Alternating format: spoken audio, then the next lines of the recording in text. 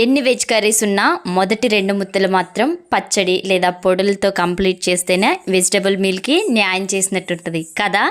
మరి ఆ 2 ముద్దల్ని యమ్మీగా టేస్టీగా హెల్దీగా ప్రిపేర్ చేసేద్దాం ఈ కరివేపాకు కారప్పొడితో. ముందు ప్రాసెస్ అయితే చూసేద్దాం రండి.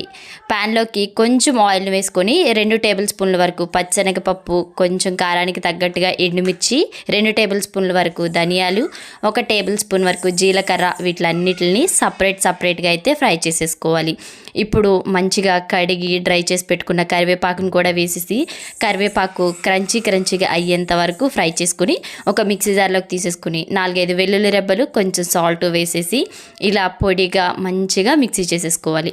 ఇప్పుడు వేడి అన్నంలోకి ఒక 2 స్పూన్లు కరివేపాకు కారప్పొడి, 1 స్పూన్ వరకు నెయ్యి వేసి అలా కలుపుతూ పెద్ద ముద్దలు చేసుకొని తింటే చెప్పనక్కర్లేదు కదా. ట్రై చేయండి అయితే.